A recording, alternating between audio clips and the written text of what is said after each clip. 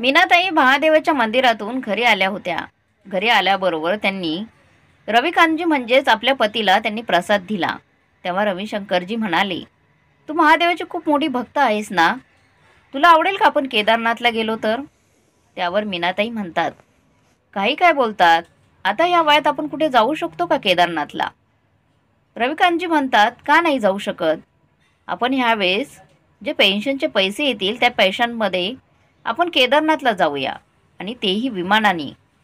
मीनाताई खूप खुश होतात, पण त्यानंतर म्हणतात त्या, अहो पण आपली सुनबाई आणि आपला मुलगा काय म्हणेल? ते तयार होतील का आपल्याला पाठवायला? त्यावर त्यावर रविशंकरजी म्हणतात, त्यांना काय विचारायचं आहे? पेन्शनचे पैसे माझे आहेत, यावेळेस आपण त्यांना नाही द्यायचे. त्यावर मीनाताई म्हणतात, अहो अहो त्यावरून घरात वाद होतील. त्यावर रविशंकरजी म्हणतात, काही होणार नाही, तू काळजी करू नकोस, मी सगळी अरेंजमेंट करतो. असं बोलून रविशंकरजी मार्केटमध्ये निघून जातात. मीनाताई हॉलमध्ये बसून टी व्ही बघत असतात. तेवढ्यात त्यांची सून येते आणि मीनाताईंना म्हणते, आई आई आज 10 तारीख आहे आणि अजूनही बाबांनी पेन्शनचे पैसे दिले नाहीत. घरातील सर्व किराणा सामान संपलं आहे. बाजार पण संपला आहे. दिवसेंदिवस घरातील खर्च वाढत चालला आहे. बाबा घरी आल्यानंतर त्यांना सांगा की आजच पेन्शनचे पैसे काढून घेऊन या म्हणून.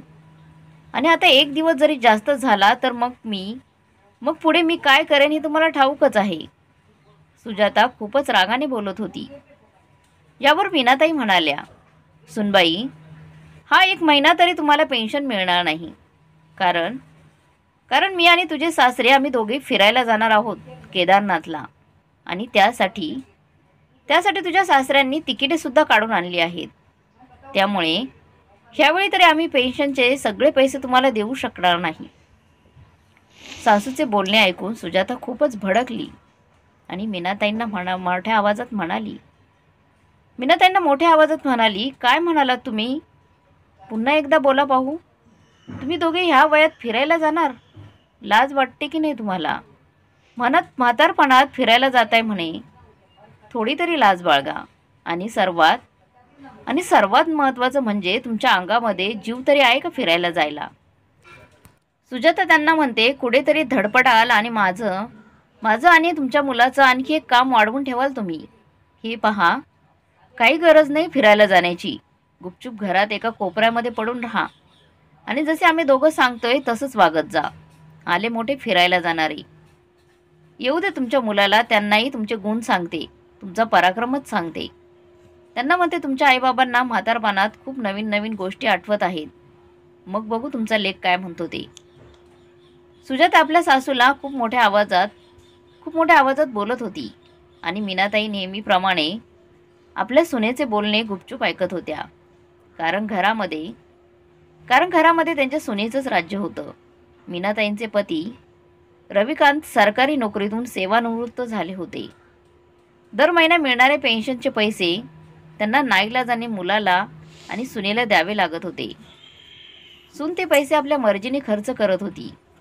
त्याच पैशातून घर खर्च करून ती भिशी देखील लावायची. पण जर मीनाताईंनी एखादी वस्तू खरेदी करायची असेल तर मग तेव्हा रविकांतजींकडे पैसेच नसायचे. सुजाता तिच्या सासूला पेन्शनमधील 1 रुपयासुद्धा देत नव्हती. पण तरीही रविकांतजी आणि मीनाताई सुनेला काहीही बोलत नव्हते. कारण त्यांना असे वाटत होते की ज्यांच्यामुळे घरात कोणत्याही प्रकारचे वाद होऊ नये हे टाळावेत. त्यामुळे ते सुनेचे कडवट बोलणे सुद्धा गुपचूप ऐकून घ्यायचे. मीनाताईंना आठवले की एके दिवशी रविकांतजींनी आपल्या पत्नीला 1,000 रुपयांची साडी आणली होती. तेव्हा पेन्शनमध्ये 1,000 रुपये कमी असलेले पाहून सुजाता भयंकर रागाला गेली आणि आपल्या सासऱ्यांना म्हणाली, ह्यावेळी पेन्शनच्या पैशामध्ये 1,000 रुपये का बरं कमी आहेत? तेव्हा ते म्हणाले, सुनबाई, मी तुझ्या सासूला आज तिचा वाढदिवस आहे म्हणून 1,000 रुपयाची साडी आणली. कारण ती साडी तिला खूप आवडली होती आणि बरेच वर्ष झाली मी तिच्यासाठी एकही साडी खरेदी केली नव्हती, कोणती गिफ्ट वस्तू घेतली नव्हती. नेहमी तूच तिला तुझ्या जुन्या साड्या वापरायला देतेस आणि त्याच जुन्या साड्या ती घरात आणि बाहेर जातानाही नेसते. त्यामुळे मी विचार केला की मीनाच्या वाढदिवसाला तिला एक छानशी साडी खरेदी करून द्यावी. तेव्हा सुजाता म्हणाली, "अरे वा, म्हणजे आता सासूबाई 1,000 रुपयाची साडी नेसणार, ती सुद्धा म्हातारपणामध्ये. अरे देवा, पाहतोयस ना या म्हाताऱ्या आणि म्हातारीला, यांना इतर काही लाज शरम वाटत नाही. 1,000 रुपये वायफळ खर्च करताना त्यांना हेही लक्षात आले नाही की आपण शहरात राहतोय आणि शहरामध्ये किती महागाई असते. पण या लोकांना तरी कसं काय ठाऊक असणार, कारण ह्यांचं तर सगळंच आयुष्य खेडेगावामध्ये गेलं आहे." त्या दिवशी एक नवी साडी घेऊन दिल्याबद्दल सुनेने मीनाताईंना आणि रविकांतजींना एवढं सुनावलं की त्या दोघांना 2 दिवस जेवणसुद्धा गेलं नाही. बिचारा मीनाताई सुजाताने बोललेला एक एक शब्द आठवून घाबरत होत्या. त्या मनात म्हणाल्या की एक साडी घेतली म्हणून सुजाताने किती गोंधळ घातला. आता तर माझ्या नवऱ्याने त्या दोघांना काही न सांगता पेन्शनचे पैसे तिकीट बुक करण्यासाठी आणि काही पैसे आपल्या खर्चासाठी स्वतःजवळ ठेवले आहेत. आम्ही केदारनाथला जातो म्हणून. मग आता यावेळेस सुजाता काय बोलेल कुणास ठाऊक. किती चिडेल ती. संध्याकाळी मीनाताईंचा मुलगा नितीन घरी आला. तेव्हा आल्याबरोबर सुजाताने पुन्हा बडबड करायला सुरुवात केली. तिने नितीनला भडकवलं आणि त्याला त्याच्या आईबाबांच्या खोलीमध्ये पाठवून दिलं. नितीन खोलीमध्ये आला आणि मोठ्या आवाजात म्हणाला, "काय बाबा, तुम्हाला म्हातारपणात एका ठिकाणी बसावं असं वाटत नाही का? जमिनीवर पाय राहत नाहीत का तुमचे? मी हे काय ऐकतोय, तुम्ही दोघांनी केदारनाथला फिरायला जाण्याचा प्लॅन बनवला आहे आणि तेही मला न विचारता. तुमच्या लक्षात तरी आहे का ह्या महिन्याची 5 तारीख होऊन गेली आहे आणि 10 तारीख आली आहे तरी तुम्ही अजूनही आम्हाला पेन्शनचे पैसे दिले नाहीत. आम्हा सर्वांनी उपाशी ठेवायचं ठरवलं आहे की काय तुम्ही? पेन्शन काढली आणि सुजाताला पैसे न देता बाहेर फिरायला जाणार याबद्दल आम्हाला न विचारता खर्चही करून टाकले तुम्ही. मग आता या महिन्याचं राशन पाणी कोण भरणार, कोण करणार? लाईट बिल कोण भरणार? आणि हे बघा, आत्ताच सांगतो, मी तर माझे पैसे घरात देऊ शकत नाही. मला काही तुमच्यासारखी सरकारी नोकरी नाही आहे बाबा, त्यामुळे पेन्शनही मिळणार नाही मला. म्हणून मी माझा पगार सेव्हिंग करतो, जेणेकरून भविष्यात हेच पैसे आमच्या उपयोगाला येतील. आणि सर्वात महत्त्वाचं, तुम्ही आम्हाला आमच्या म्हातारपणापर्यंत पुरणार नाही. त्यामुळे जिवंत आहात तोपर्यंत तरी पेन्शनचे पैसे नीट वापरा, म्हणजे आम्हाला द्या. तुम्हा दोघांना एवढे पैसे लागतातच कशाला? कसला खर्च आहे तुम्हाला? उगाच पैसे कुठेही उधळू नका. आई बाबा या घरामध्ये राहायचं असेल तर तुम्हाला तुमचे पेन्शनचे पैसे आम्हाला द्यावे लागतील. आणि जर तुम्ही तुमचे पैसे दिले नाहीत तर मी तुम्हाला घराबाहेर काढेल." रविकांतजी मुलांचे बोलणे ऐकत उभे होते. आज ते सुद्धा खूप रागामध्ये होते. त्यांनी विचार केला होता की आता यापुढे ते आपल्या मुलाला आणि सुनेला घाबरणार नाहीत, कारण नेहमी ते त्या दोघांचं बोलणं ऐकून गप्प राहायचे. पण आज त्यांनी ठरवलं होतं की आज उगाच गप्प बसून काही निर्णय घ्यायचा नाही आणि काही ऐकून घ्यायचं नाही. ते म्हणाले, "नितीन, हे मात्र बरं आहे रे तुझं. आमचे फिरायला जाणं तर तुला दिसतं, पण स्वतः बायको मुलाला घेऊन सगळीकडे फिरायला जातोस ते तुला दिसत नाही का? दर रविवारी तू तुझ्या बायकोला घेऊन पिक्चरला जातोस, तिथूनच बाहेर येताना जेवणसुद्धा करून येतोस. तेव्हा आम्ही दोघे घरातच खिचडी बनवून खातो. तू बाहेर जेवायला जातोस तेव्हा आम्हालाही काय घेऊन जात नाहीस? आमच्या 2 भाकरींसाठी तुमचा खर्च वाढतो का? मग तुम्ही बाहेर फिरायला जाता, बाहेरून जेवण करून येता, तेव्हा खर्च होत नाहीत का? अरे तू स्वतःसाठी तर खूप खर्च करतोस, पण तेच पैसे घरात खर्च का करत नाहीस? बाहेर जेवायला जाऊन 2-3 हजार खर्च करतोस, तेच पैसे घरात तुझ्या संसारासाठी का वापरत नाहीस? बरोबर आहेस, तू कसा देशील? तू मला गृहीत धरतोस ना. माझंच पेन्शनमधून हे घर चालवत आहात तुम्ही दोघे. मग फुकटचा रुबाब कशाला दाखवते आम्हाला? आणि एक देव न करो, पण उद्या जर मी किंवा तुझी आई आजारी पडली तेव्हा मग तू काय करशील? का आमचा दवाखान्याचा औषध गोळ्यांचा खर्च तू करशील? आणि तू हे विसरलास का? काही महिन्यांपूर्वी तू आणि तुझी बायको गोव्याला फिरून आलात. तुम्ही दोघे, तुमची 2 मुले, अरे 4 जणांचा विमानाचा तिकिटाचा खर्च किती झाला होता हे ठाऊक आहे ना तुला? तुम्ही दर 3 महिन्याला बाहेर फिरायला जातात, तेव्हा आम्ही तुम्हाला कधी थांबवलं आहे का? कधी आम्ही तुम्हाला विचारले की एवढे पैसे का खर्च करत आहात म्हणून? मग आज मग आज जर थोडे पैसे आम्ही स्वतःसाठी खर्च करत आहोत, बाहेर फिरायला जात आहोत, केदारनाथला तुझ्या आईला घेऊन जायची माझी इच्छा होती, मग याचा त्रास तुम्हाला का होतोय? तेव्हा नितीन लगेच मोठ्या आवाजात म्हणाला, बाबा, मी माझ्या कमाईचे पैसे माझ्या बायको मुलांवर खर्च करतो. तुमच्याकडून पैसे घेऊन त्यांना फिरायला घेऊन जात नाही मी. तेव्हा बाबा म्हणाले, हे बघ नितीन, यापुढे माझ्याशी बोलताना खाली आवाज करून बोलायचे.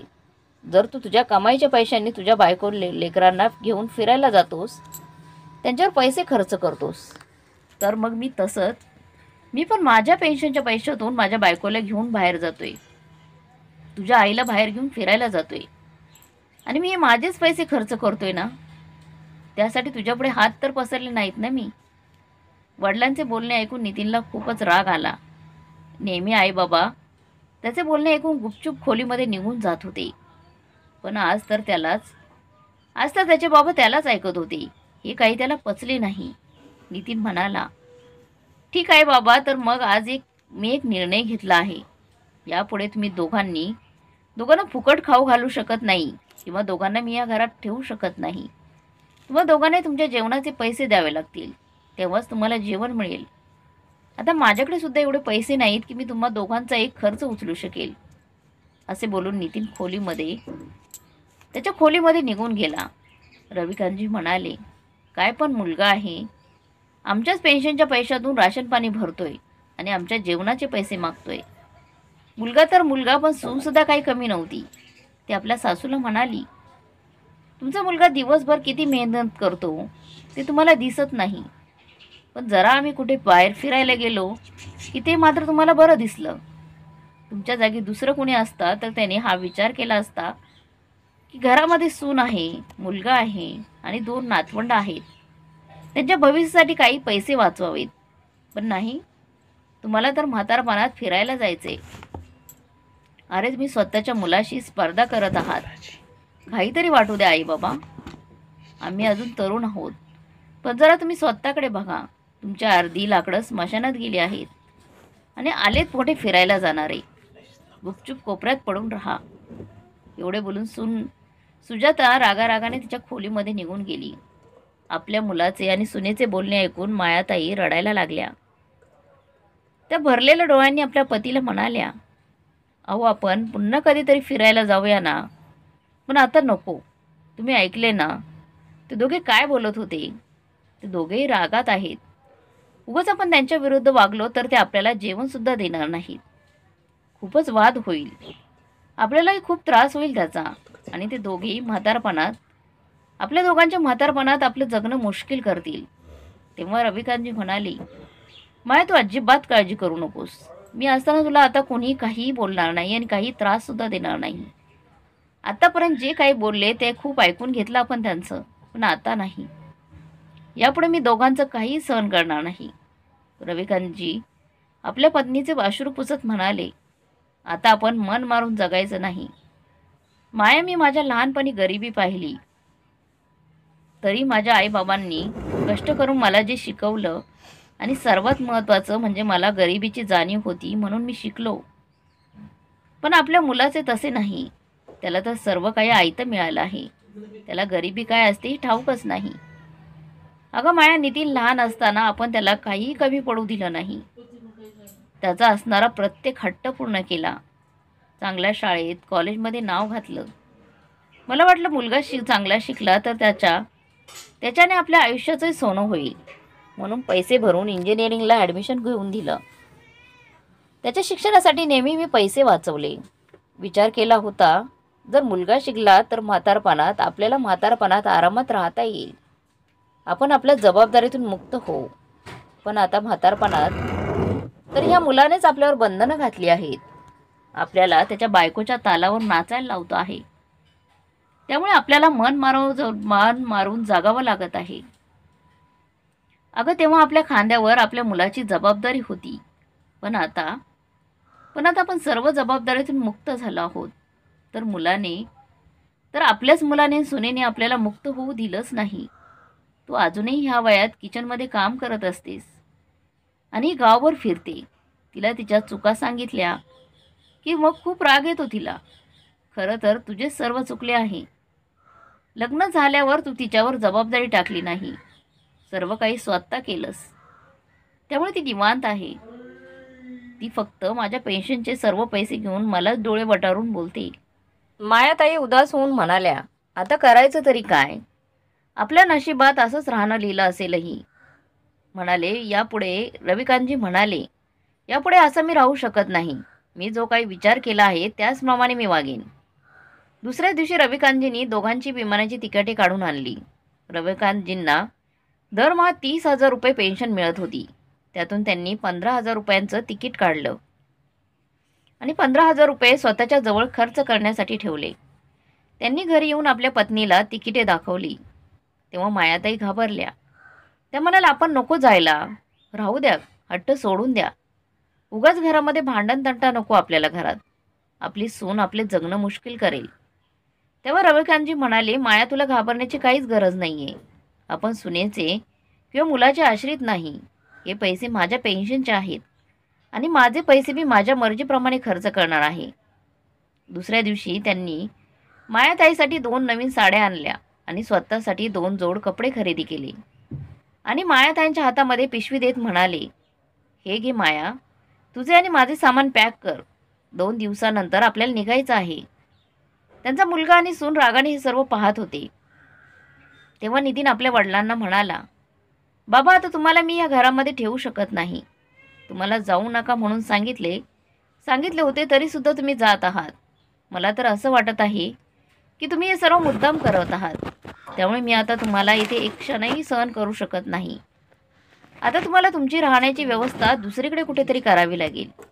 तेव्हा रविकांतजी मुलाला म्हणाले, नितीन, आम्ही आमची राहण्याची सोय का करायची? तू जिथे उभा राहून बोलत आहेस ना, ते घर माझं आहे. माझ्या कष्टांच्या पैशांनी खरेदी केलेलं आहे. हा प्लॉट मी माझ्या फंडाच्या पैशातून खरेदी केला होता आणि हे घर बांधले आहे तेही माझ्या स्वतःच्या पैशाने बांधलेलं आहे. आणि कायद्याने म्हणशील तर हे घर माझेच आहे आणि तू मलाच माझ्या घरातून बाहेर हो म्हणत आहेस. अरे, जाणार तर तुम्ही दोघे आहात ह्या घरातून. उद्या मी आणि माया बाहेर फिरायला जाणार आहोत. ते आम्ही 10 दिवसांसाठी फिरायला जात आहोत. 10 दिवसानंतर येऊ. ह्या 10 दिवसात तुम्ही तुमची राहण्याची सोय दुसरीकडे कुठेतरी करा. आपल्या वडिलांचे बोलणे ऐकून मुलाच्या आणि सोनेच्या तोंडावर 12 वाजले होते. त्यांना स्वतःच्या कानावर विश्वासच बसत नव्हता की त्यांचे वडील, त्यांचे सासरे कधी अशा प्रकारे त्यांच्याशी बोलतील, त्यांनाच घराबाहेर काढतील म्हणून. तेव्हा त्यांची सून सुजाता म्हणाली, बाबा, जर तुम्ही आम्हाला या घरातून बाहेर काढाल तर मग तुम्हाला जेवण कोण बनवून देईल? म्हातारपणात तुमची काळजी कोण घेईल? शेवटी आम्हीच तुमच्या कामी येणार आहोत. तेव्हा लगेच रविकांतजी म्हणाले, सुनबाई, तू आधी तुझ्या डोक्यातून हा गैरसमज बाहेर काढ की आम्हाला तुमची गरज लागेल किंवा आम्ही दोघे तुमचे आश्रित म्हणून राहू. आता आम्हाला तुम्हा दोघांच्या आश्रयाची काहीच गरज नाही आहे. अगं, माझे घर एवढे मोठे आहे की मी या घरामध्ये 2 लोकांना भाड्याने ठेवीन आणि घर कामासाठी कामवाले लावेन. मी माझ्या पेन्शनचे पैसे अगदी माझ्या मर्जीने खर्च करेन. तू आमची काळजी करू नकोस. फक्त आता स्वतःचा विचार कर की आता तुमचं पुढं कसं होईल. रविकांतजींचा राग पाहून दोघे दंग झाले. रविकांतजी आणि मायाताई दोघे आपल्या खोलीत निघून गेले. दुसऱ्या दिवशी ते दोघेही चांगले तयार होऊन खोलीतून बाहेर आले. त्यांच्या एका हातामध्ये बॅग आणि दुसऱ्या हातामध्ये विमानाची तिकीट होती. रविकांतराव मुलाला आणि सुनेला आवाज देत म्हणाले, नितीन, आम्ही 10 दिवसानंतर परत येणार आहोत. तोपर्यंत तुम्ही दुसरीकडे कुठेतरी तुमच्या राहण्याची व्यवस्था करा. एवढे बोलून रविकांत आपल्या पत्नीचा हातात घेऊन एअरपोर्टला जाण्यासाठी निघाले. आज त्यांचं एक स्वप्न पूर्ण होणार होतं. त्यांच्यासोबतच त्यांच्या पत्नीची सुद्धा इच्छा पूर्ण होणार होती. प्लेनमध्ये बसल्यानंतर दोघे पती पत्नी खूपच खुश होते. मायाताईंच्या डोळ्यातील आनंदाश्रू तर थांबतच नव्हते. त्यांनी कधी स्वप्नातही विचार केला नव्हता की त्याही कधी विमानाने प्रवास करतील. ते दोघेही केदारनाथला पोहोचले. तिथे त्यांनी महादेवाचं दर्शन घेतले आणि आजूबाजूच्या परिसरात फिरायलाही गेले. हे त्यांच्या आयुष्यातील सर्वात चांगले दिवस होते. रविकांतजी मायाताईंना म्हणाले, माया, तू खुश तर आहेस ना? मला फक्त तुला आनंदी बघायचं आहे. कितीतरी दिवसातून आज आपण मनसोक्त जगलो आहोत.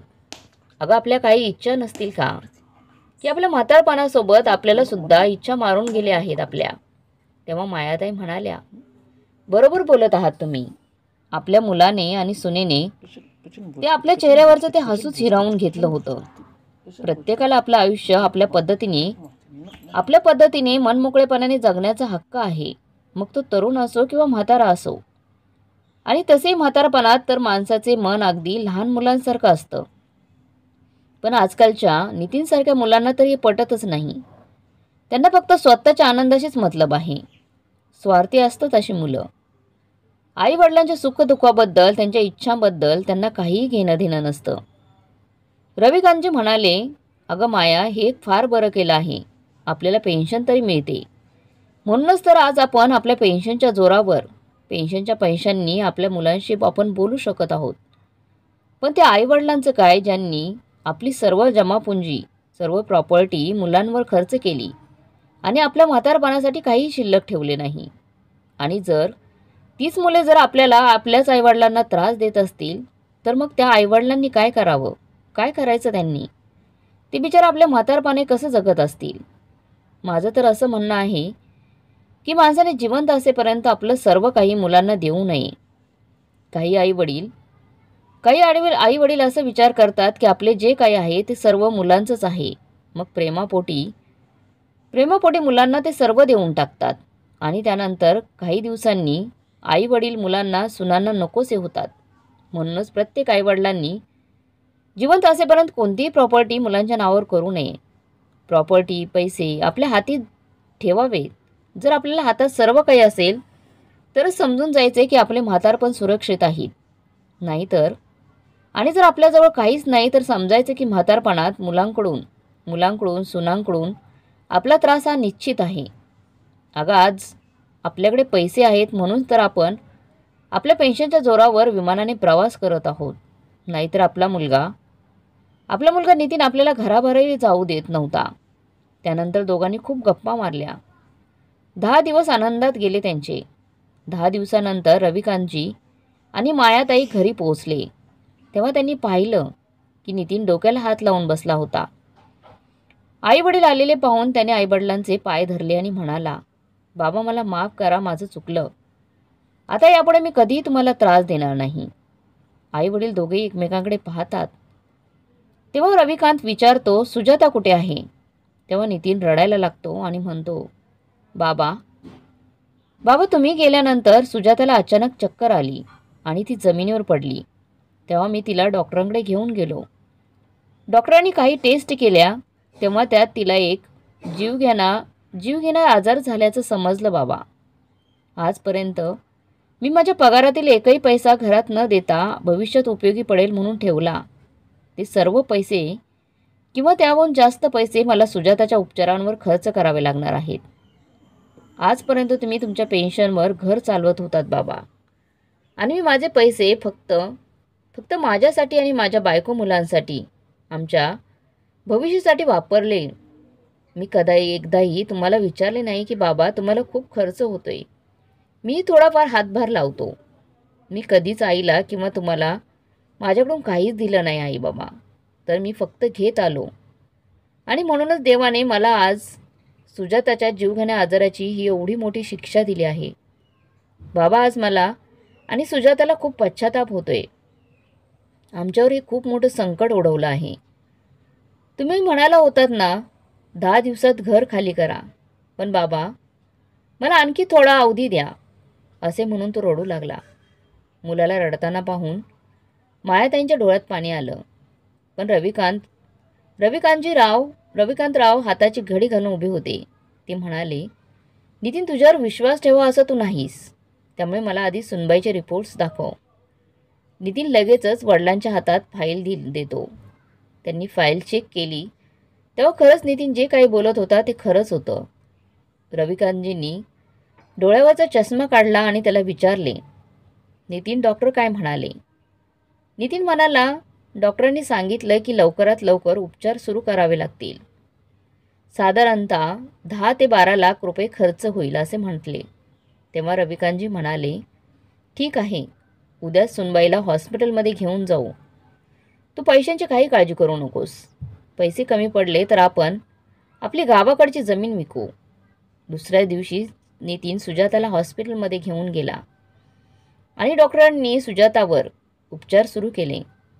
काही महिन्यांनी सुजाताच्या तब्येतीत सुधारणा झाली. सुजाता आणि नितीन हॉस्पिटलमधून घरी आले. मायाताईंनी भाकरीचा तुकडा सुजातावरून ओवाळून टाकला. घरी आल्याबरोबर सुजाता आणि नितीनने आपल्या आईवडिलांचे पाय धरले. नितीन म्हणाला, बाबा तुम्ही किती महान आहात. आज सुजाता फक्त तुमच्यामुळेच जिवंत आहे. मी आणि सुजाताने तुम्हाला आणि आईला किती त्रास दिला, तरी आज तुम्ही तिच्यासाठी एवढं काही केलं. रविकांतजींनी नितीनला आणि सुजाताला उठवलं आणि म्हणाले, नितीन एक सांगतो, मी हे सर्व फक्त माझ्या 2 नातवांसाठी केलं आहे. लहान मुलांना आई किती महत्त्वाची असते हे माझ्याशिवाय आणखी कोणाला ठाऊक असेल. असो. तेवढ्यात मायाताई त्यांच्या खोलीतून बॅग घेऊन बाहेर आल्या. सुजाता म्हणाली, आई तुम्ही कुठे जात आहात? रविकांतजी म्हणाले, आम्ही गावी जाऊन राहण्याचा निर्णय घेतला आहे. तेव्हा सुजाता म्हणाली, बाबा मला माफ करा. मी तुम्हा दोघांनाही ओळखायला खूप मोठी चूक केली. मी खूप त्रास दिला, पण मला एक संधी द्या. यापुढे मी तुम्हाला कधीच कोणत्याही प्रकारचा त्रास देणार नाही. तुमच्याकडचे पेन्शनचे पैसे आम्ही घेणार नाही. पण तुम्ही आम्हाला आता अशा अवस्थेत सोडून जाऊ नका.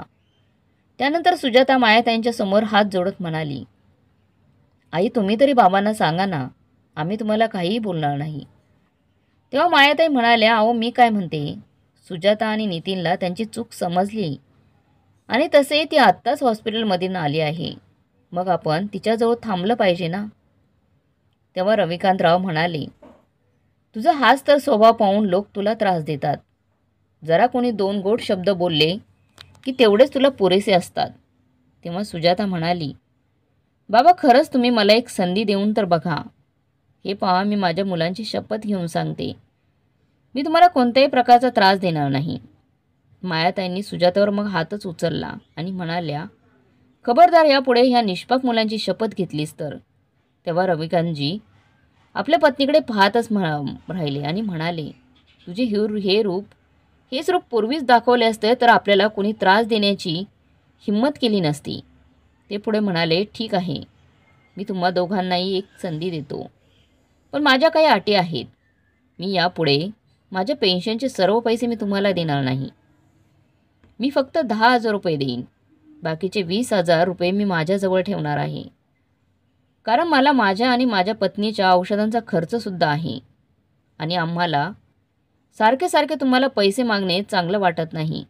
माझेच पैसे मला तुमच्याकडे मागावे लागतात आणि हे मला मान्य नाही आहे. आणि हो, आणखी एक, जोपर्यंत आम्ही जिवंत आहोत या घराचे मालक आम्ही दोघे पती पत्नी आहोत, हे लक्षात असू द्या. तेव्हा सुजाता म्हणाली, बाबा आम्हाला तुमच्या सर्व अटी मान्य आहेत.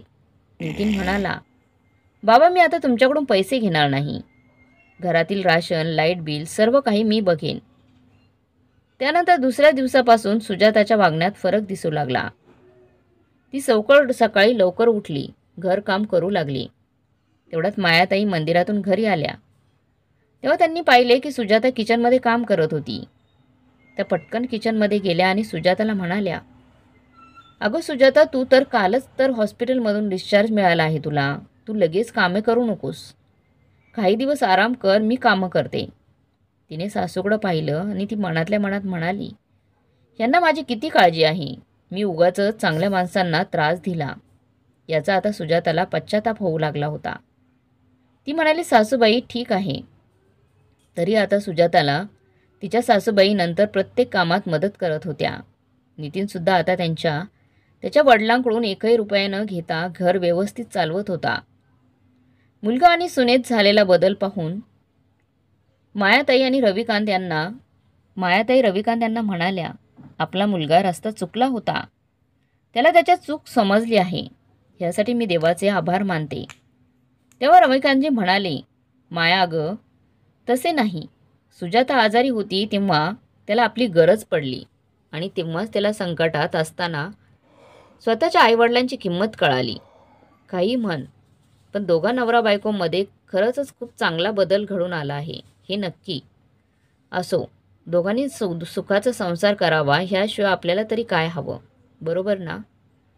तर मग मित्रमैत्रिणींनो, कधीकधी आयुष्यामध्ये कठोर निर्णय घ्यावे लागतात. थोडंसं स्वार्थी वागावं, बोलावं लागतं. कारण आजकाल लग्न झालेली काही मुली आणि त्यांच्यासोबत त्यांच्या बायकासुद्धा आईवडिलांना गृहीत धरतात. मुली जर बायकोसमोर आईवडिलांचा अपमान करत असतील, तर मग सुना देखील नवऱ्याचं पाहून सासू सासऱ्यांना त्रास देतात, अपमान करतात. तसंच आजच्या या युगामध्ये ही गोष्टसुद्धा सत्य आहे. जर आज तुमच्याजवळ पैसे आहेत तर तुम्हाला इज्जत आहे. जर तुमचे पैसे नसतील तर तुम्हाला कोणीही विचारणार नाही.